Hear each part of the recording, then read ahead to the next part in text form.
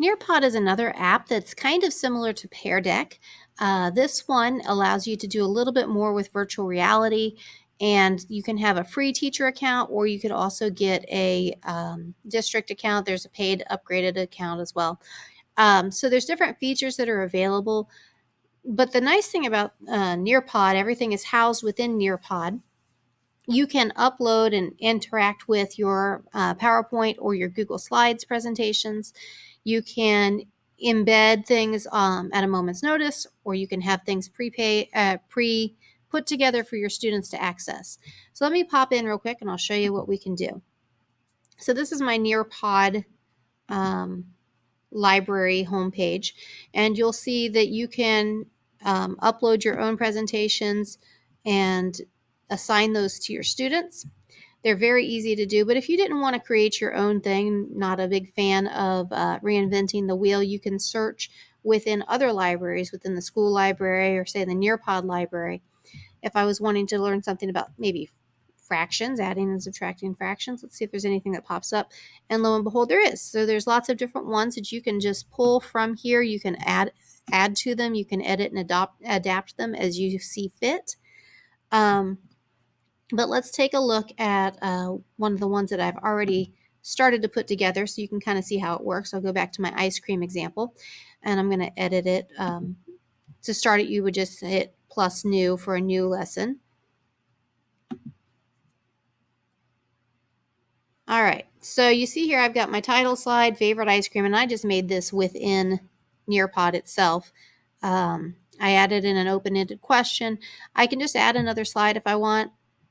You can see that there's different content that you can embed in it. So if I had a YouTube video that I wanted to show about how ice cream is made, or if I wanted to add in a sway presentation, I could, or maybe an audio file.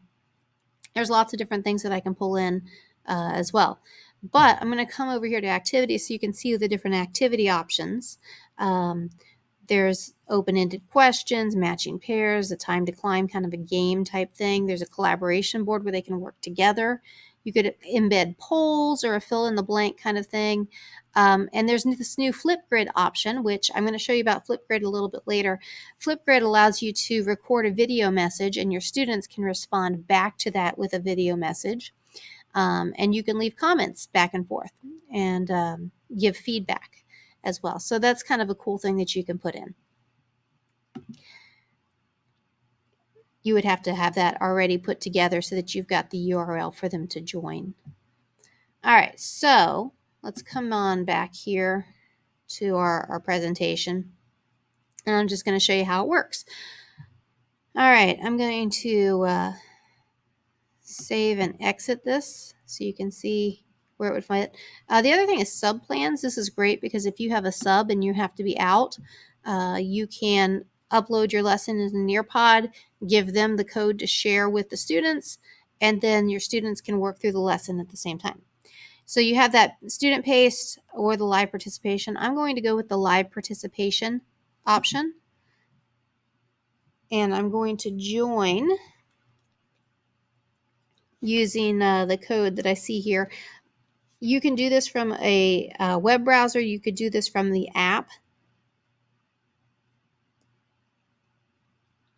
All right, and on my phone, you can't see it because it's on my phone, but on my phone, I have the same presentation showing up from our session. And as I scroll over to the next slide, I see what is my favorite type of ice cream. And so you can see I don't have an answer yet, but if I go ahead and I add it in here, I can type it or I can write it. And my favorite type of ice cream is from Young's Jersey Dairy. If you don't have a busy weekend, it's a great place to go. They have some really, really good ice cream there.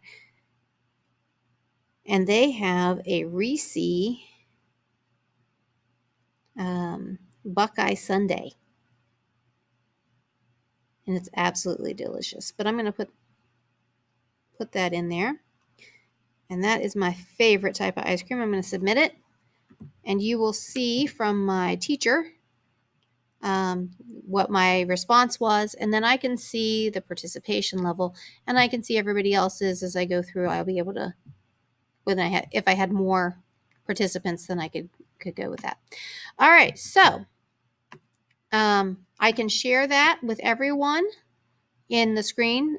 So right now, when I click that share button, the responses show up on my phone. However, they do not show up with the student names because this is hidden. All right, so that's just kind of a quick overview of Nearpod and the things that you can do with it. There's also a VR option, which is a fantastic tool that you can do. I had, when we were learning about France and a little bit of French in my class, we did a virtual field trip where they go in and they can view with virtual reality the different augmented reality, the different pieces of France and the things that we were talking about on our tour. The cool thing about VR, if your students have access to a cell phone, there is a product that you can get on Amazon.com. It's called Google Cardboard. It's about $10, $8 to $10, and it's a VR headset that you can just put your cell phone in. You download the Google Cardboard app, and you can view things in VR from your cell phone. There's also a Google Cardboard camera app that you can download to take videos that could be used for VR as well. So that's kind of a neat tool, something to check into if you get a chance.